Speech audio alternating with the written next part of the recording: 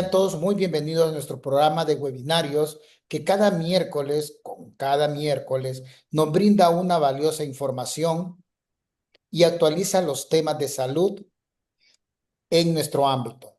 Esta tarde me da un gran orgullo y un gusto presentarles a la doctora Catherine Sofía Candray Medina, que es una médico más un PhD, quien nos acompaña como ponente en el programa de webinarios del Instituto Nacional de Salud en el módulo Los Pilares Trascendentales de la Salud Humana Contemporánea, con el tema muy importante, genómica personalizada, el futuro de la medicina preventiva. La doctora Candray es una médica investigadora con una destacada trayectoria en la intersección de la biología celular y molecular y la práctica clínica. Actualmente, la doctora dirige el Laboratorio de Investigación Translacional y Genómica, área del Laboratorio Nacional de Salud del Instituto Nacional de Salud. Desde ahí, ella lidera iniciativas que integran investigaciones básicas con la medicina aplicada, así como la vigilancia genómica de patógenos de relevancia para la salud pública. Su experiencia profesional combina la labor clínica como médica internista con una sólida formación científica consolidada durante su doctorado en ciencias médicas en la Universidad de la Ciudad de Osaka, Japón, y su participación en proyectos internacionales de secuenciación y análisis genómico. Su trabajo ha contribuido significativamente al estudio de enfermedades infecciosas y no transmisibles, incluyendo la enfermedad de Chagas en El Salvador, aportando al conocimiento de variantes genéticas y perfiles de expresión genética que favorecen así la comprensión de estas patologías en nuestra población. Con dominio del español, inglés y japonés, la doctora Candray orienta su línea de investigación hacia la aplicación de tecnologías avanzadas y herramientas de inteligencia artificial en salud pública con el propósito de optimizar la toma de decisiones sanitarias y contribuir así al desarrollo de diagnósticos más rápidos, precisos y efectivos. Sin duda, su experiencia y liderazgo en el campo de la genómica personalizada nos permite comprender mejor cómo la medicina preventiva evoluciona hacia un enfoque más preciso, predictivo y sobre todo centrado en el paciente. Le damos la más cordial bienvenida a la doctora Catherine Sofía Candray Medina. Bienvenida, doctora. Muchas gracias, doctor Pleites, por tan amable presentación. Estoy muy contenta de estar acá con ustedes y como pueden ver en sus pantallas, vamos a discutir este día, a conversar sobre un tema que me asignó la dirección del Instituto Nacional de Salud, la doctora Sandoval, y es un tema, digamos, muy interesante. De por sí, la forma en que se configuró este tema está hecha para llamar la atención. Tenemos términos que a nuestra audiencia, la cual es muy diversa, entiendo que tenemos acá colegas clínicos, colegas de epidemiología, probablemente colegas que se dedican al laboratorio clínico, a prevención, a primer, segundo, tercer nivel, etcétera, enfermeras. Entonces, términos como genómica personalizada, ya de por sí es un tema, son términos que llaman la atención, ¿no? ¿De qué estamos hablando? Algunos estarán más familiarizados que otros. Y luego nos rematan con no solo genómica personalizada, sino que además medicina preventiva. Entonces, he preparado esta presentación como para ir conversando al respecto y me tomé el atrevimiento de modificarle acá al tema que me asignó la doctora, hacerle ahí un tachoncito a futuro y ponerle a manera de, como para llamar la atención también, que esto ya no es el futuro, esto realmente es el presente. Y es el presente en muchos países, los que usualmente nos llaman o llamamos como países desarrollados, ¿no? Pero queremos y de verdad estamos con todas las ganas y con toda la intención de poder hacer realidad también ya algunas fases o algunas partes, digamos, de este tipo de abordaje en El Salvador. Creemos que es totalmente posible y de hecho más adelante les voy a mostrar en una diapositiva que de hecho ya comenzamos, es decir, que ya no es el futuro, ya es el presente. Entonces, comienzo con algunos conceptos clave para la audiencia que quiera familiarizarse un poco más con ellos. Por ejemplo, tratamiento, para ubicarnos, ¿verdad? Tratamiento, cuando yo hablo de tratamiento, quiero pensar o quiero resolver la pregunta, ¿cómo puedo curar o cómo puedo mitigar esta enfermedad que ya está diagnosticada o que ya se ha manifestado? Esto están muy familiarizados todos los colegas que trabajan en salud, tanto humana como, como animal, si hay alguien en la audiencia. Entonces tenemos una enfermedad, hay que tratarla, hay que curarla, hay que mitigarla. Esto es tratamiento. Ahora, lo que nos atañe en esta conversación nos aleja un poco del tratamiento y nos pone en otra perspectiva, que es la perspectiva de prevención. Y prevención, ¿qué quiere decir prevención? Todos utilizamos ese término, no quiero prevenir. Bueno, es que yo te prevengo que esto va a suceder o prevengo que pase algo peor. En los hospitales o en las clínicas decimos, bueno, es que usted tiene que hacer ejercicio para prevenir la obesidad, para prevenir complicaciones cardiovasculares, tiene que tomarse sus medicamentos, etcétera. Entonces, prevención se refiere a cómo puedo yo intervenir, es decir, qué acciones puedo tomar antes que la enfermedad ocurra. Pero si cambiamos enfermedad, podemos poner, por ejemplo, una complicación, que también es un tipo de prevención. ¿Cómo puedo anticiparme yo a una complicación? ¿Cómo puedo evitarla? Entonces, el eje clave en prevención es el eje del tiempo, es decir, anticiparme, llegar antes, prevenir, o sea, está de por sí en el término. Entonces, acá algo muy importante para hablar de prevención siempre es anticiparnos a. Ahora, para continuar adentrándonos un poco más a lo que vamos a discutir ahora, he decidido poner estos dos conceptos clave, aunque el título hablaba claramente de genómica, pero si hubiera en la audiencia algún colega genetista o algún profesor o profesora genetista, seguramente se disgustaría conmigo si yo no hablara de la genética clásica. Y de hecho nos ha sucedido y con justa razón, porque tenemos hablar de genómica sin hablar de genética, es casi como hablar de antibióticos y no hablar de betalactámicos, es decir, no hablar de penicilina, no hablar del rol que estos todavía juegan en la realidad, en nuestra capacidad de resolver los problemas que tenemos enfrente.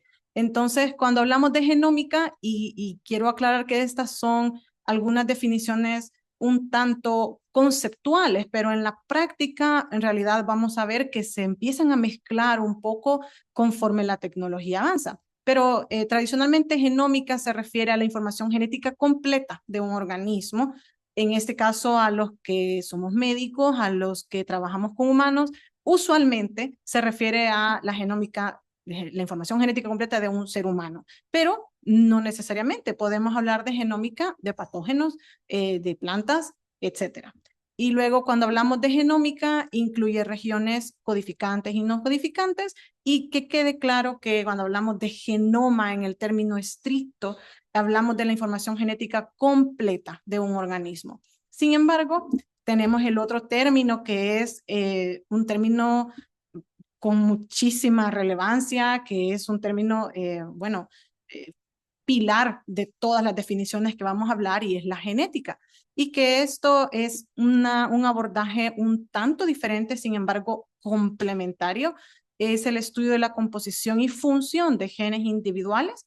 Y para los que no estén tan familiarizados, cuando hablamos de un gen, es una secuencia específica que usualmente codifica una molécula. Y pongo usualmente en mayúscula porque tenemos decodificado una gran parte del genoma de la mayoría de especies, pero todavía existen regiones para las que no sabemos aún qué proteína están codificando, qué molécula están codificando, cuál es su función.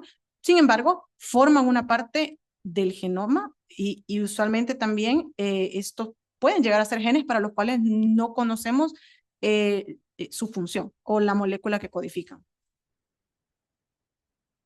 Entonces, Después de haber dado esos breves reseñas, vamos a empezar a entrar en materia. ¿Qué vamos a platicar ahora? Vamos a hablar de un cambio de paradigma en prevención que está siendo guiado por la genética y la genómica. Acá en la pantalla les he puesto de una forma esquemática muy simplista un modelo de patogénesis desde riesgo a enfermedad, que esto es lo que usualmente nos explican desde la clínica. Este es un modelo muy clásico. Algunos podrían debatir que incluso es un poco anticuado, y es que cuando hemos estudiado nuestras respectivas profesiones, siempre nos han hablado de riesgo, pero es un riesgo en general. Bueno, es que tengo riesgo de X o Y enfermedad, tengo riesgo de tal o cual patología.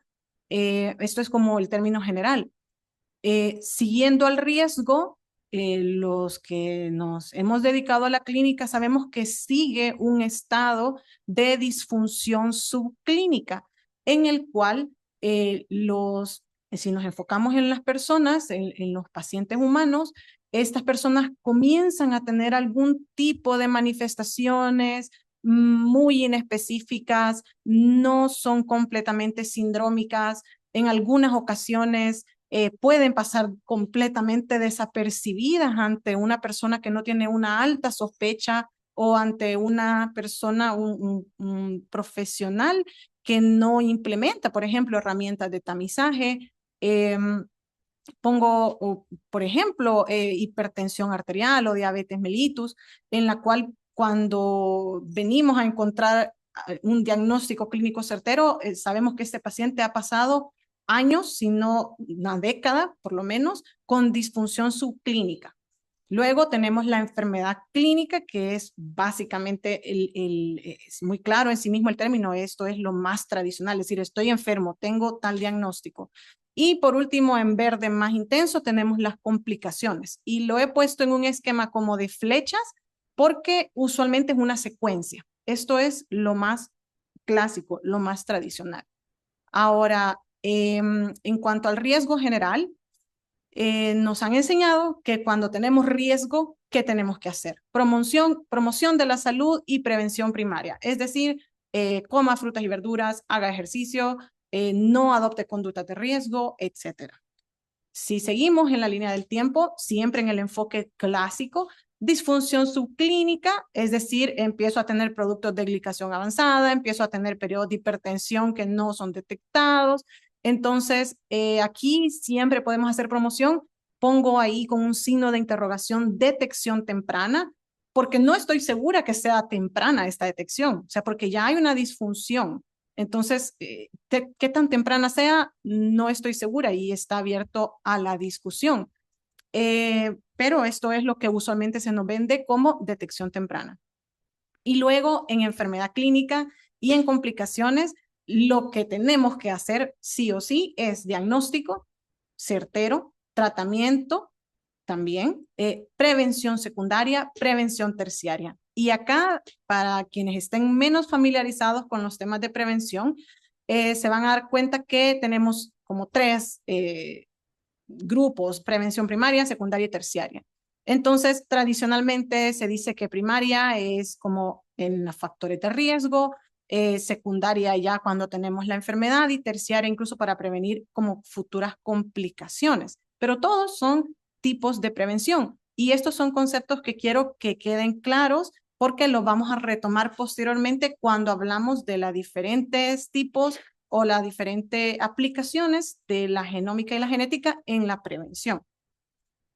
Ahora, les pongo acá el otro modelo que también me lo he ahí ordenado en base a lo que pude recopilar para esta conversación.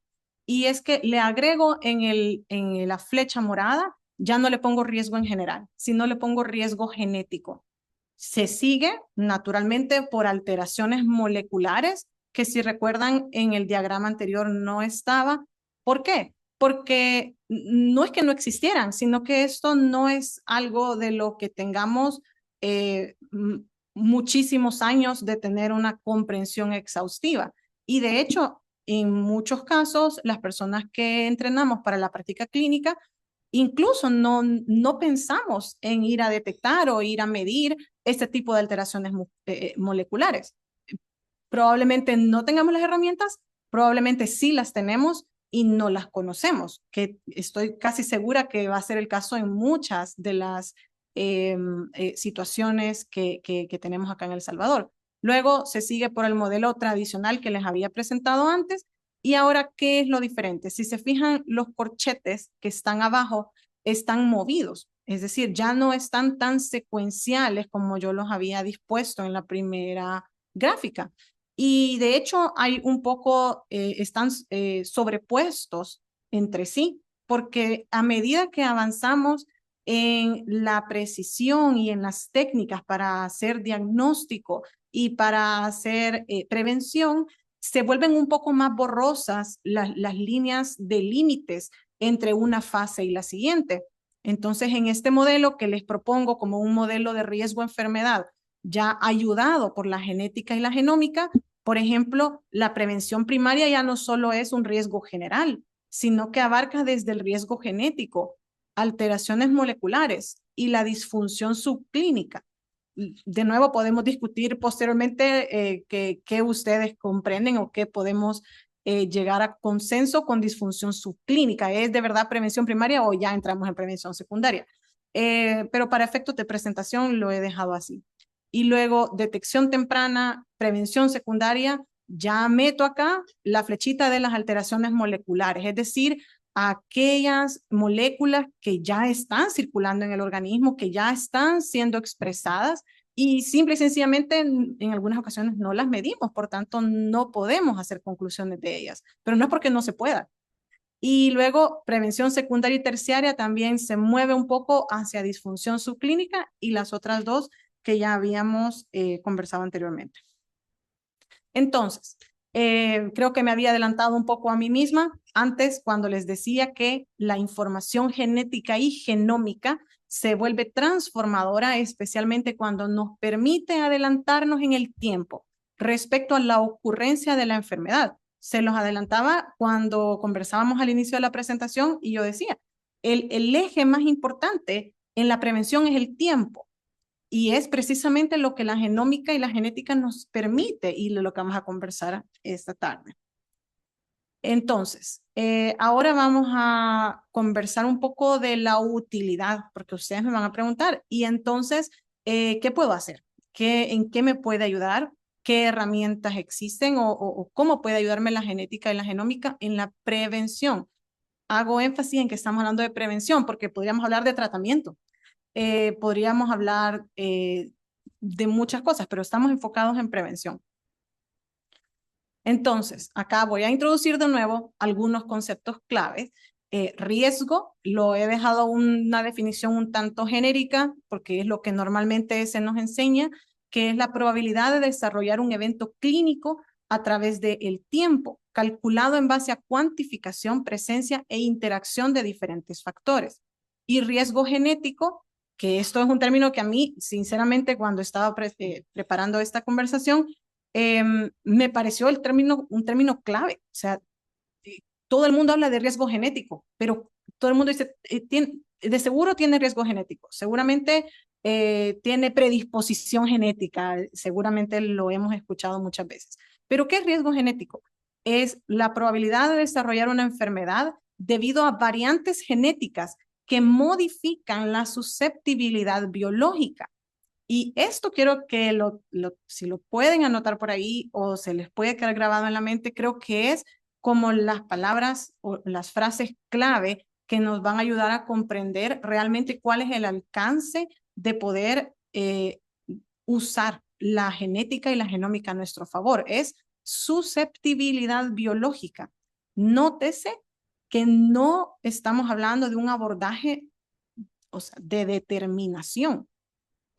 Ya vamos a ver más adelante algunos ejemplos en los cuales el peso de la genética o de la genómica es muy diferente dependiendo de muchos factores que también vamos a discutir y dependiendo de los individuos. Entonces, no podemos decir, tengo predisposición genética es igual a que yo tengo el mismo riesgo que otra persona que también tiene predisposición genética, como comúnmente se le conoce. O sea, esto es muy individualizable, por decirlo así, dependiendo de las personas o los sujetos y dependiendo de la entidad de la que estemos tratando. Entonces, siguiendo con conceptos clave, este es otro concepto que también considero muy importante tenerlo anotado ahí en la orillita de un cuaderno, es concepto de penetrancia. ¿Qué es penetrancia? Es la posibilidad de que una persona con una variante genética específica exprese el fenotipo asociado a esa variante genética. Y puede haber, y ustedes lo van a leer, una penetrancia alta, media o baja. Y luego tenemos otro concepto clave que es la expresividad de la enfermedad.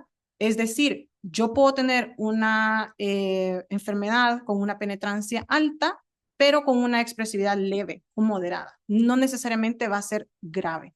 Entonces son como conceptos que suenan muy parecidos al inicio, pero que estamos hablando como de aristas diferentes en este yo ciertamente lo comprendo como, no sé si me equivoco, pero lo comprendo como un polígono prácticamente, es de una estructura tridimensional para poder ir incorporando la información de los nucleótidos a nuestra toma de decisiones y a la prevención.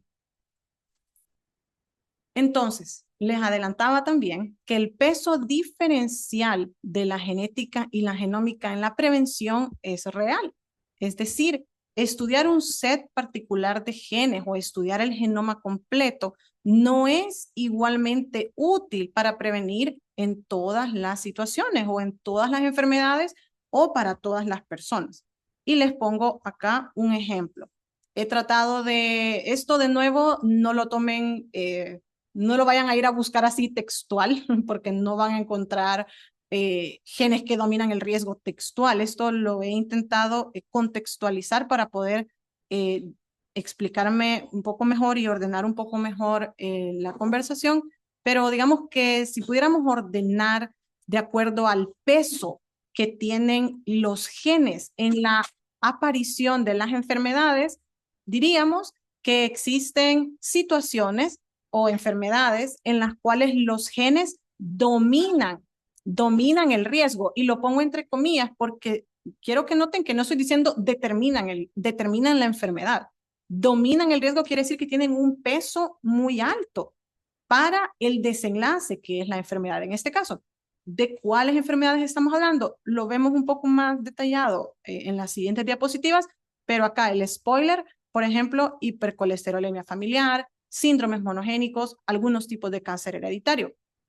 Luego tenemos algunos genes o algunas enfermedades, mejor dicho, en la que los genes no dominan, no es el peso completo de que el fenotipo o el desenlace aparezca o no, sino que más bien lo modulan.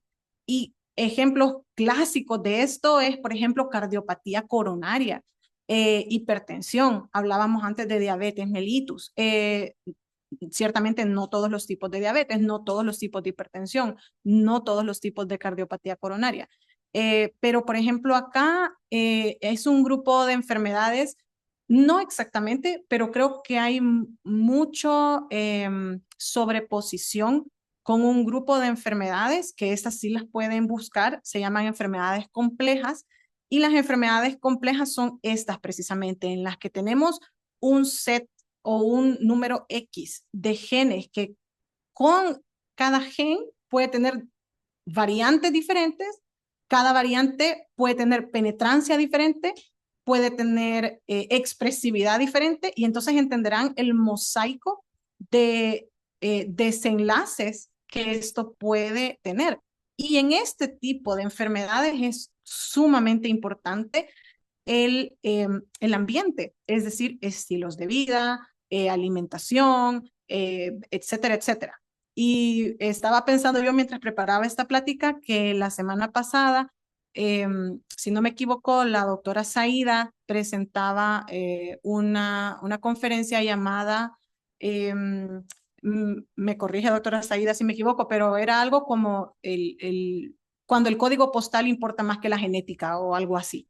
Y me pareció muy bonita el tema porque es que en este grupo en este grupo de enfermedades, el código postal sí importa más que la genética, o no sé si más, pero casi igual, porque tenemos un array tan grande de genes en el cual sí, dónde vivo, qué es lo que como, en qué trabajo, eso sí va a ser un peso y una interacción muy compleja con el desenlace.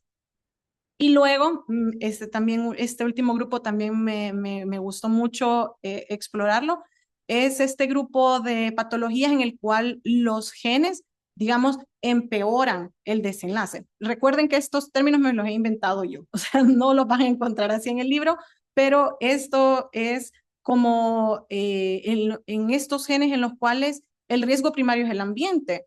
Y buscaba yo ejemplos y, por ejemplo, traumas, es decir, todos los que hemos trabajado con pacientes sabemos que llegan dos pacientes con el mismo trauma, pero uno evoluciona peor que el otro. Exposiciones a tóxicos. Y aquí en tóxicos, más adelante también lo conversamos, pero les pongo un paréntesis. No solo tóxicos, por ejemplo, fármacos, ¿no? Que los médicos usualmente recetamos a diestra y siniestra. También podríamos hacer ahí como un paréntesis, ¿no? Entre tóxicos y fármacos. Algunas infecciones, por ejemplo, ciertas infecciones con ciertos patógenos y ponía yo de último ahí, por ejemplo, patrones de cicatrización. Los que son cirujanos o se dedican a la intervención quirúrgica de algún tipo, sabrán perfectamente que la misma técnica quirúrgica en dos pacientes diferentes va a tener dos patrones de cicatrización diferentes o puede tener la misma. Y luego hay pacientes en los que no importa qué tanta técnica quirúrgica ustedes modifiquen, ese paciente va a cicatrizar, por ejemplo, con queloide. Y ustedes dicen, bueno, pero es que ya le hice ya... uno de los factores más influyentes es la exposición ambiental, o sea, el trauma de un bisturí o de lo que ustedes quieran, y luego el gen, en este caso, o el grupo de genes, lo único que hacen es empeorar el desenlace. No lo están causando, porque si no hay una incisión quirúrgica, no va a manifestar el queloide, pero si hay un trauma, ahí viene el empeoramiento del desenlace. Y siguiendo en esta misma, digamos, forma de agrupar estos pesos, tenemos que en estas patologías en las cuales la genética o los genes dominan el riesgo, tenemos la ventaja que puede haber una identificación temprana, son altamente accionables y también la prevención personalizada tiene alto impacto. En aquellos en los que la genética modula el riesgo, que tiene más interacción con el medio ambiente, con el estilo de vida, la genética no determina el enlace, sin embargo ayuda a estratificar intervenciones. Y en el último, pues ya lo habíamos conversado, el ambiente es el riesgo primario, nos queda, aunque tengamos esta información, lo que podemos hacer es decirle no se exponga, porque no tenemos mayor rango de accionabilidad en este último grupo. Y, por ejemplo, hablemos como un poquito más de las entidades en las que los genes dominan el riesgo. Este grupo son usualmente, no quiero que se casen con estos términos, pero usualmente son enfermedades monogénicas, es decir, aquellas en las que hay un gen A que causa un fenotipo A y entonces está correlacionado directamente. Usualmente estas enfermedades tienen alta penetrancia, o mejor dicho, estas variantes tienen alta penetrancia, hay una intervención preventiva clara, tienen un efecto grande por variante y aquí se los he puesto en negrita. Para los que sean apasionados de la estadística y de la bioestadística, acá me estoy refiriendo al tamaño del efecto. Es decir, en el cual una variante puede tener un efecto pequeño, una variante puede tener un efecto grande, entonces comprenderán que si una variante tiene un efecto grande, una variante es suficiente para casi con seguridad producir un fenotipo. Sin embargo, cuando una variante tiene un efecto pequeño, lo vamos a ver más adelante, no basta una mutación, una variante para producir el fenotipo.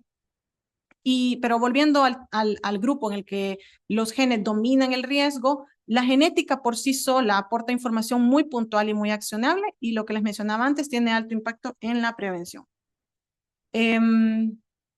Ejemplos, hipercolesterolemia familiar. Personalmente nunca he diagnosticado una, seguramente habrán colegas en la audiencia que sí lo hayan hecho.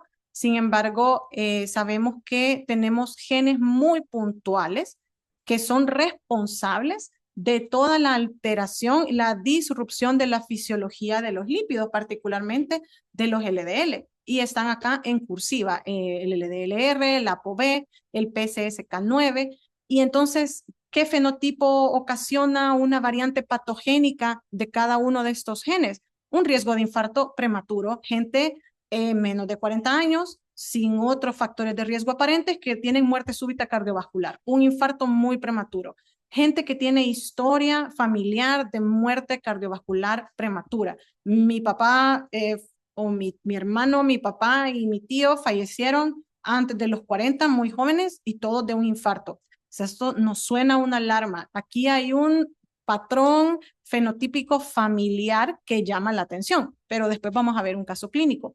Entonces, en este tipo de entidad, ¿qué prevención puedo hacer?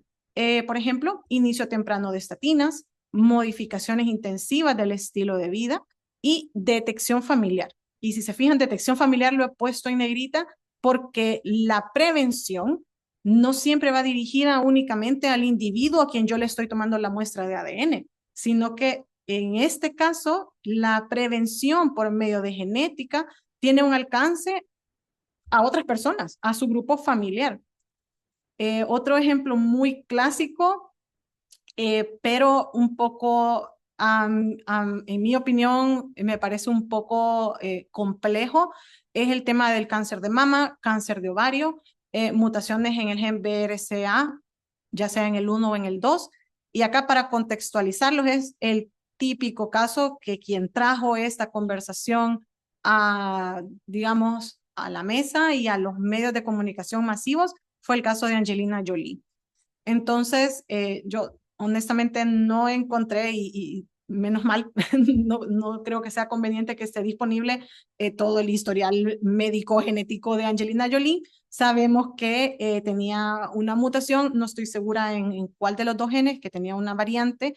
Entonces, en su consejería, a ella le dijeron, bueno, usted tiene esta variante, por tanto, su riesgo, de nuevo, riesgo, no estamos hablando de un enfoque determinístico, o sea, no le dijeron, usted va a tener cáncer de mama, dijeron, usted tiene riesgo aumentado, que no es un aumento risible, es un aumento sustancial, entre la literatura menciona entre 40 y 70%.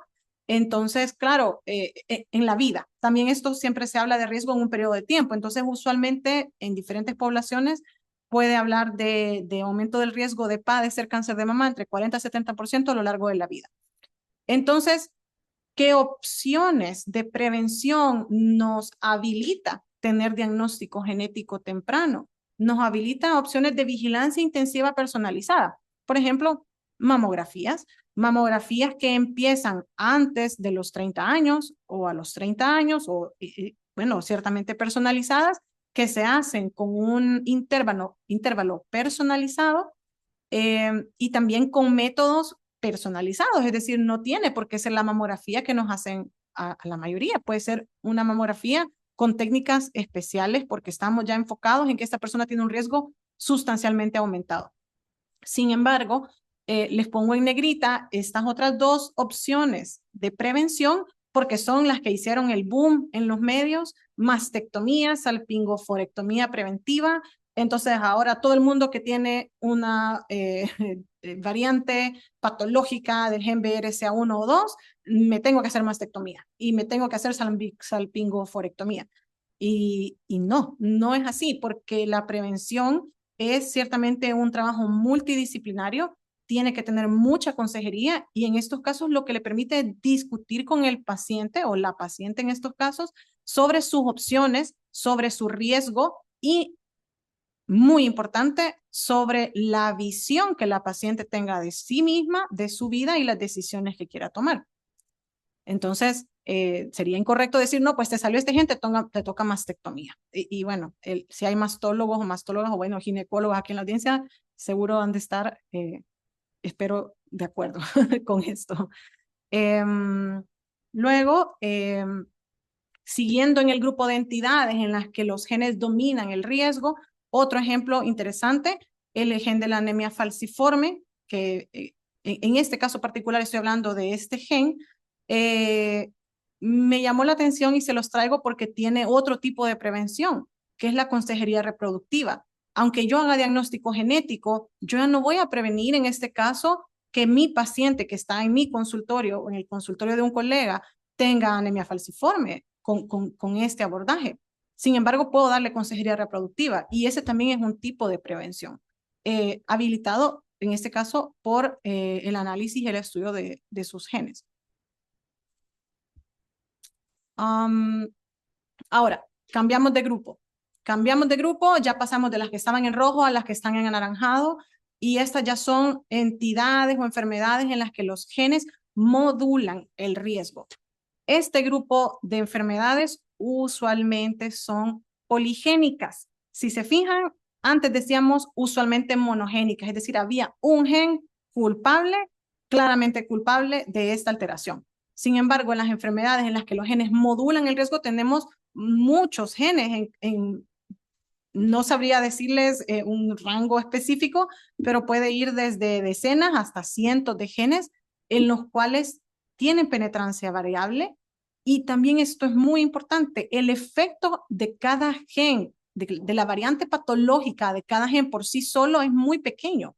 Entonces, no basta con que yo tenga este gen que en los estudios de no sé, de algo de Hearts ha sido relacionado con una enfermedad coronaria temprana. Estamos hablando de un gen, pero si estamos hablando de que esta es una enfermedad compleja, de que esta es una enfermedad poligénica, esto solo es un gen. ¿Cuál es el efecto de este gen? Habría que verlo, porque usualmente el efecto de este gen es pequeño y el efecto, por tanto, en el riesgo es pequeño. Y esto era algo que tenía muchas ganas de conversar con ustedes porque es algo que usualmente se pierde un poco en las conversaciones o incluso en las discusiones científicas cuando tenemos ganas de hacer diagnóstico genético de enfermedades complejas. Tenemos que tener en mente que esto es la realidad en la mayoría de los casos. Y en estos casos, en la mayoría de las enfermedades complejas, la genética por sí sola apoca pues poca información he puesto yo, aunque no sé si poca sea la palabra correcta, pero información que no es necesariamente accionable en sí misma. Y tenemos que tener una integración de historia clínica, medio ambiente y genómica para tener mejor impacto en la prevención. Y acá, perdón, perdón, cometí un error en el título, pero estamos hablando de las entidades en las que los genes modulan el riesgo, no dominan. Y uno de los ejemplos clásicos es enfermedad coronaria. De nuevo, hago énfasis en la fe de rata, que es genes que modulan el riesgo. Y en esta enfermedad, el riesgo cardiovascular se aumenta 2 a 4 veces en percentiles altos del riesgo poligénico. Entonces, ¿cómo mido el riesgo poligénico? Acá abajo les he puesto una captura de pantalla de un artículo de la Asociación Americana del Corazón en la cual habla de puntajes de riesgo poligénico. Y eso es lo que se usa en estos casos, es decir, por medio de otro tipo de estudios se asigna un peso a cada una de las variables que se van a incluir dentro de este score. Luego, para un paciente determinado, yo puedo usar este tipo de pruebas de puntajes para calcular un riesgo para un desenlace clínico X, que en este caso está más enfocado a enfermedad cardiovascular. ¿Y de qué nos sirve, por ejemplo, usar el Polygenic Risk Score para enfermedad cardiovascular? ¿Cómo esto me fortalece la prevención? Un paciente que tenga un riesgo poligénico, un score de riesgo poligénico alto, sabemos que tiene un riesgo 2 o 4 veces mayor de una enfermedad cardiovascular y entonces en ello voy a tener modificación intensiva de estilo de vida, estratificación preventiva desde edades jóvenes, control más estricto de riesgo tradicional y puedo tener otro tipo de abordajes personalizados. Ahora, por último, dentro del grupo, los que habíamos dejado al final eran aquellos que empeoran el desenlace. Hablábamos claramente de los que son secundarios a traumas o a exposiciones agudas, en las cuales si yo nunca me hubiera expuesto a este fármaco, si yo nunca me hubiera expuesto a este tóxico, yo claramente nunca hubiera tenido este desenlace. Entonces, no es que mis genes determinaran que yo me enfermara, sino que es una exposición y luego mis genes terminan de empeorar el desenlace.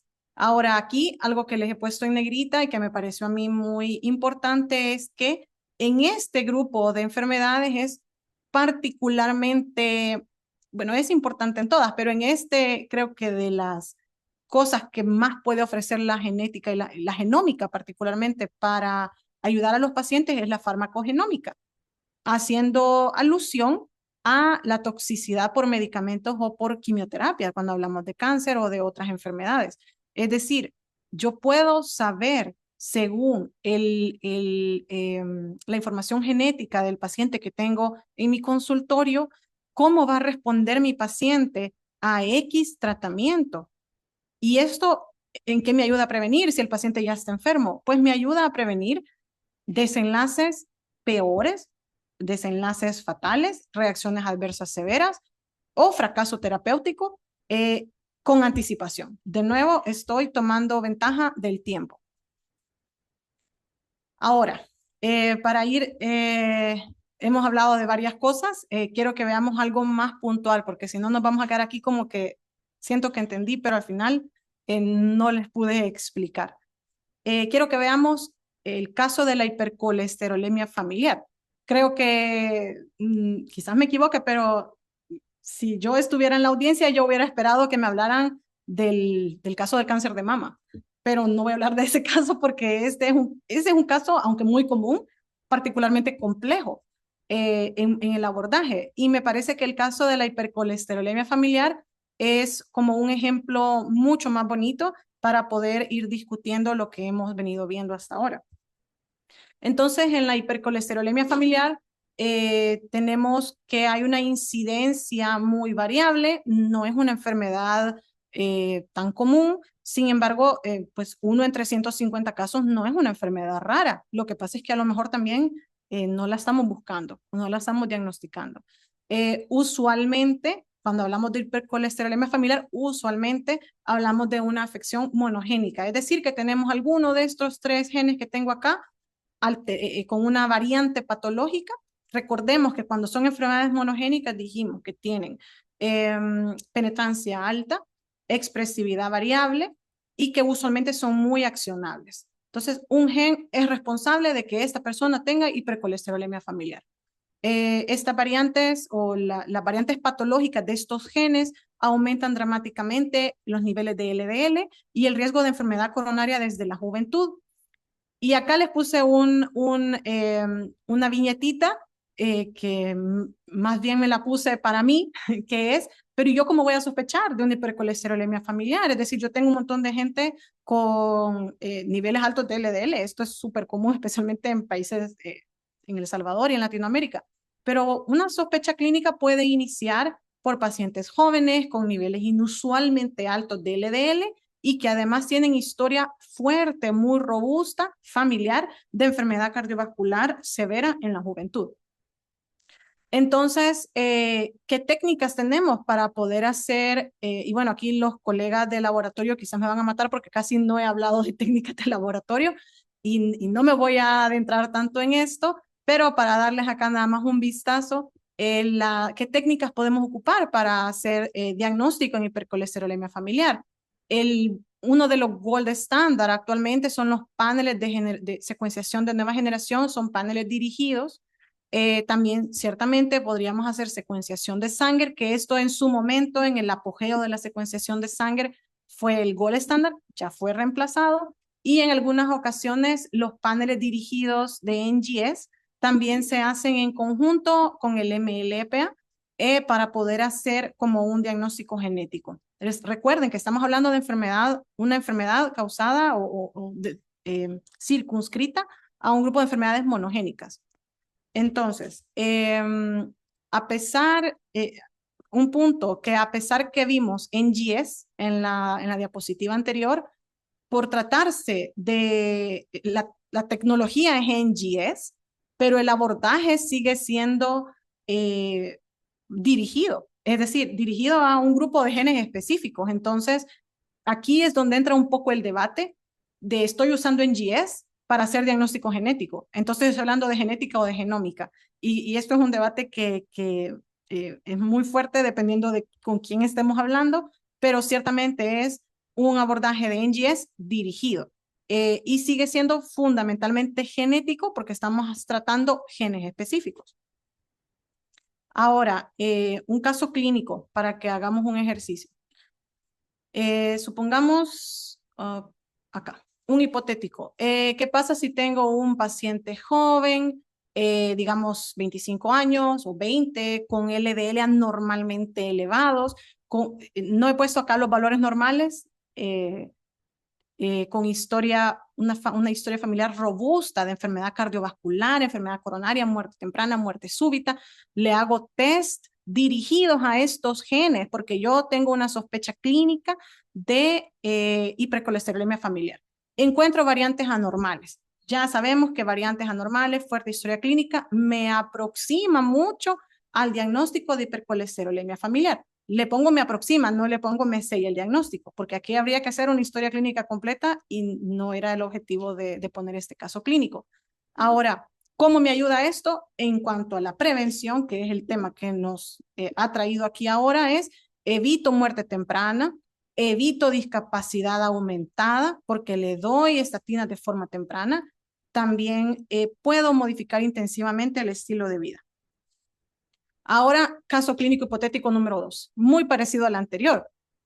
¿Cuál es la diferencia? Le hago test para LDL, ApoB, todos estos, y me resulta que no tiene variantes patológicas. Este paciente no parece que genéticamente me diga hipercolesterolemia familiar, pero todo lo demás me suena a que hay algo genético detrás de esto, o sea, no parece ser dieta. El paciente parece tener una buena dieta, parece tener buen estilo de vida y sigue teniendo niveles de LDL muy altos. Entonces, aquí es donde ya va entrando en juego la genómica. Entonces, por ejemplo, en este caso podríamos aproximarnos a una hipercolesterolemia de origen poligénico. Poligénico. Ya no estamos hablando de la familiar, que es clásicamente monogénica. Entonces, en la poligénica no se debe a una mutación de un gen, que ese gen tenga un efecto grande, sino probablemente puedan existir una mutación de decenas o cientos de genes con un pequeño efecto, pero que al haber todas estas mutaciones hacen un efecto un efecto como de suma que se expresa así. Y acá traigo de nuevo a la mesa el uso de sistemas de puntajes para riesgo en ese tipo de enfermedades poligénicas. Y acá sí, la genómica es completamente fundamental para poder evaluar costo efectivamente este tipo de situaciones. Y es importante mencionar que los puntajes de riesgo poligénico usualmente no toman en cuenta factores ambientales. Ahora, una diapositiva solo para farmacogenómica, porque la genómica también me sirve para prevenir desenlaces indeseables, desenlaces severos o fracaso terapéutico cuando uso quimioterapia o uso tratamiento farmacológico. Puedo prevenir y puedo anticiparme a la respuesta que mi paciente va a tener a un fármaco X. En este caso, la genómica no me va a permitir prevenir el aparecimiento de la enfermedad, pero sí me va a permitir prevenir el aparecimiento de complicaciones o de fracaso terapéutico. Y acá quiero aprovechar la plataforma porque también aquí leyendo, a mí me gusta siempre plantear ahí como una pequeña cosquillita a algo que no está estrictamente dentro del tema. Y acá no todo lo vamos a enfocar únicamente en el paciente, aunque ciertamente es el enfoque primario. ¿Y a qué voy con esto?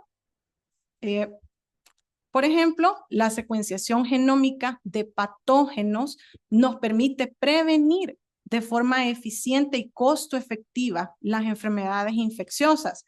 Y aquí aprovecho mandarle un saludo al equipo que está allá en el laboratorio. Que sepan, yo les hice un spoiler al inicio que cuando hablamos de genómica y prevención, decía el futuro, pero le taché y le puse el presente, porque ya lo estamos haciendo, porque ya estamos haciendo vigilancia genómica. Y entonces, ¿qué nos permite esto? Nos permite prevenirnos a epidemias, a pandemias, nos permite saber los patógenos que circulan, qué características tienen, si tienen características de virulencia aumentada, si tienen resistencia a antivirales o a fármacos, y eso pues podrá parecer que no le importa a las personas, pero sí nos importa porque estos son los patógenos que precisamente luego enferman a nuestra población.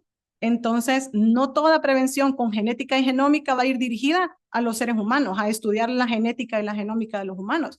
También la genómica de los patógenos es un factor muy importante y muy crucial, y esto ya se está haciendo en el Instituto Nacional de Salud y en el Laboratorio Nacional de Salud Pública.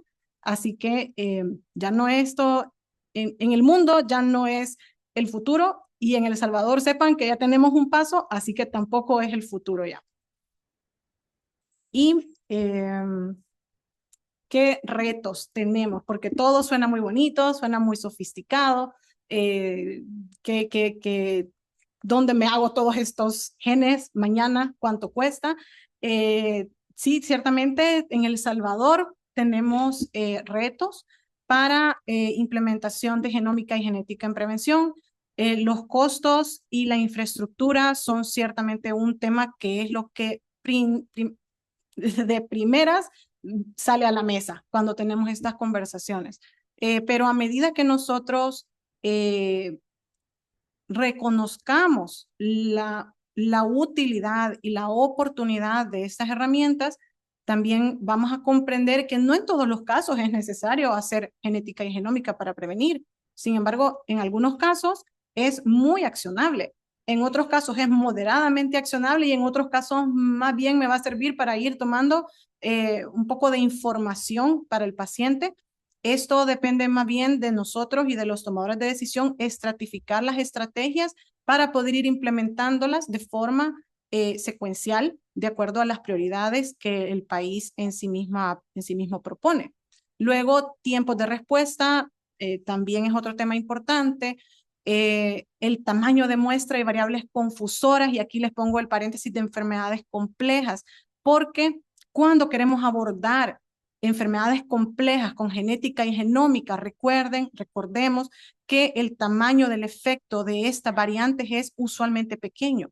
Y de nuevo, los apasionados de la estadística sabrán que cuando tenemos un tamaño del efecto pequeño, tenemos que compensar desproporcionalmente con tamaño muestral. Y no solo con tamaño muestral, sino además con tamaño muestral de un fenotipo muy parecido, porque de lo contrario no vamos a ser capaces de discriminar ese tipo de discriminar o de identificar los genes que van a tener algún tipo de peso en el desenlace clínico que estamos interesados.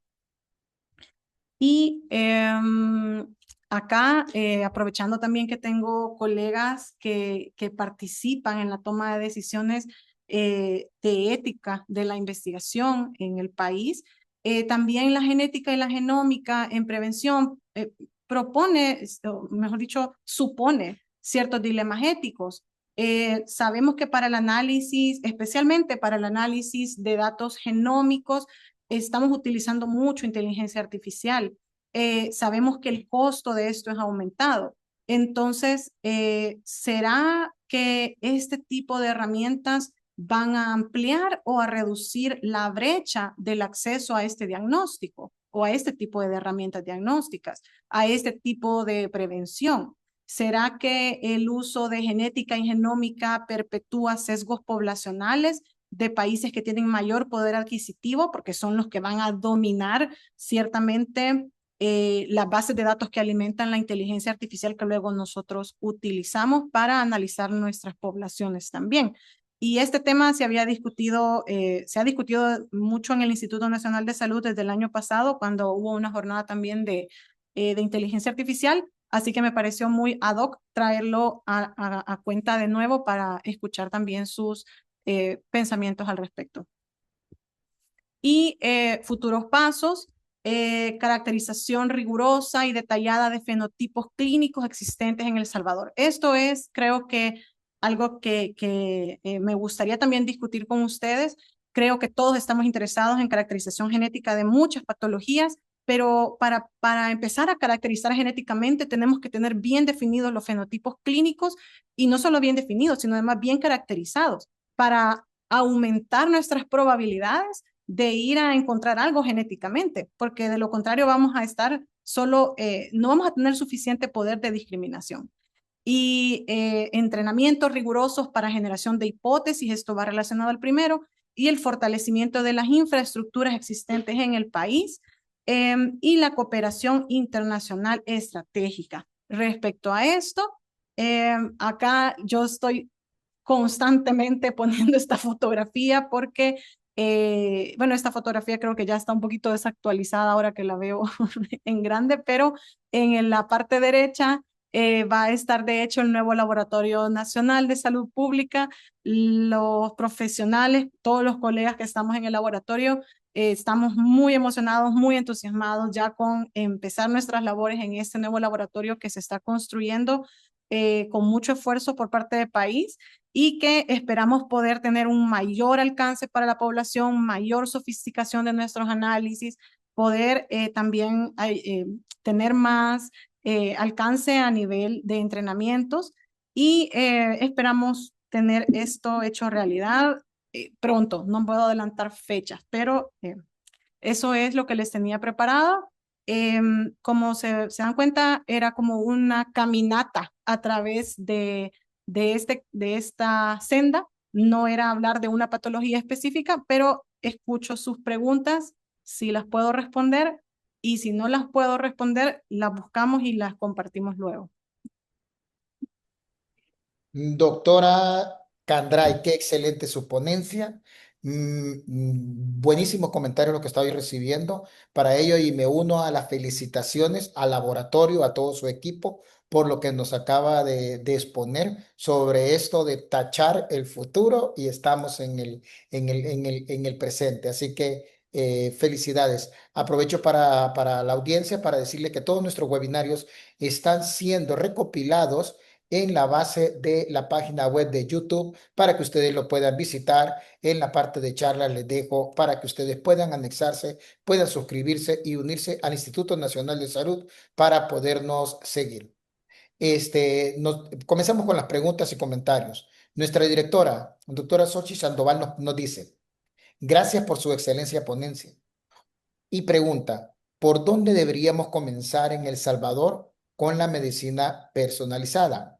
Y sigue esto, farmacogenética crítica, tamizaje neonatal ampliado, oncología de precisión. Doctora, se lo dejo. Gracias, doctor, y gracias, doctora Sandoval, por la pregunta. La buena noticia es que en El Salvador tenemos muchas oportunidades de desarrollo y tenemos muchas oportunidades de crecimiento en este sentido. Creo que hemos tenido algunas conversaciones al respecto. Una decisión un poco compleja, decidir una sola ruta cuando tenemos tanto que hacer. Hemos considerado, por ejemplo, respecto a quizás algunos términos importantes en base a los cuales considero que puedo responder esta pregunta es, uno, carga de la enfermedad. Dos, es accionabilidad de la personalización o del diagnóstico genético y factibilidad, por supuesto.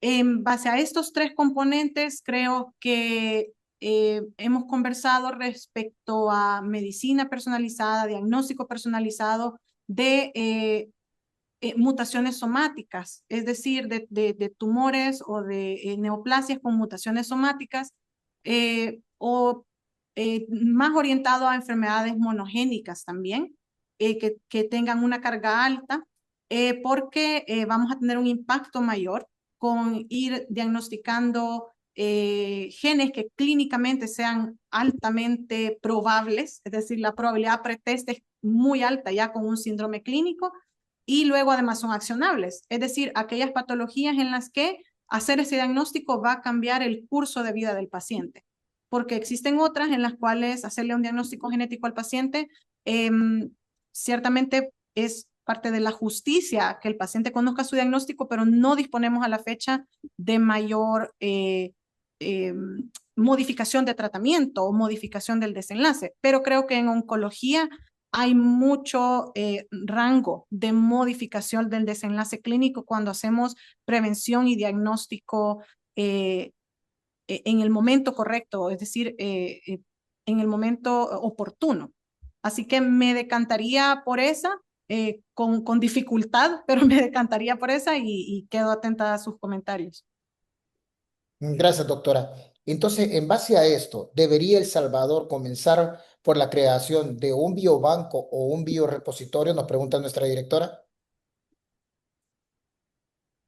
Um, La creación de un biorepositorio es ciertamente estratégica para una multitud de acciones, intervenciones, investigaciones, porque nos va a permitir también acceder a muestras biológicas cuando de forma quizás relativamente retrospectiva, retroactiva, no sé cuál es el término correcto, cuando dispongamos de más información, a lo cual no tendríamos acceso si nosotros no tenemos ese tipo de infraestructura, porque prácticamente perdemos al paciente.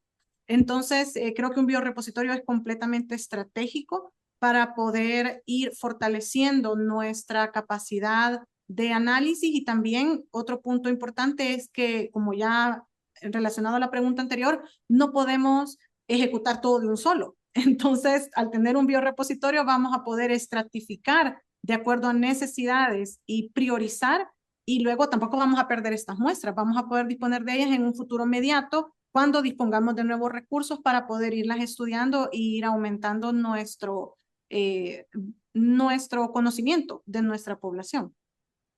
Ok, entonces en vista de esto que se tiene biorepositorio, la parte genética, nos pregunta la doctora Rocío Cajara. Entonces, con estas patologías de alta predisposición genética, tal como lo expresó usted, increíble todas las patologías que se pueden ver en su presentación. Ella pregunta, ¿cómo deberían entonces los sistemas de salud equilibrar esta inversión entre pruebas genómicas individuales y estrategias de prevención poblacional, considerando el objetivo de maximizar el impacto en salud pública? Y entonces, ¿cuáles serían las estrategias más efectivas para un sistema de salud como nuestro país? ¿Y qué acciones usted va a proponer para poder lograr este objetivo? Sí, gracias, doctora Cajar. Pregunta difícil, pero eh, creo que para poder ejecutar con justicia este tipo o implementar con justicia este tipo de, eh, digamos, herramientas, si así lo queremos llamar, es un tema que tiene mucha complejidad en sí mismo y que puede ser muy cuestionado cuando se habla de forma superficial.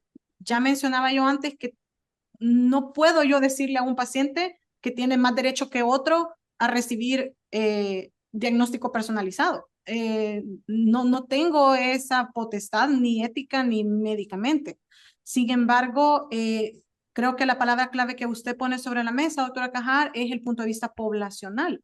Cuando hablamos desde el punto de vista poblacional, lo que tiene peso es precisamente eso, el macro, es la carga de salud, la carga de la enfermedad en salud pública. Y esto nos da, digamos así, por llamarlo de forma coloquial, un gancho del cual nos podemos agarrar para priorizar este grupo de pacientes en una conversación muy delicada de tener respecto a la ejecución justa y la priorización justa de este grupo de pacientes. En cuanto a acciones simples que yo propongo es Lo que tengo aquí a la mano es lo que les ponía en la diapositiva, ordenar nuestras bases de datos clínicas. Esto es muy importante porque tenemos bases de datos, tenemos un sistema de salud con una cobertura muy buena de la cual yo me siento muy orgullosa en todas partes del mundo.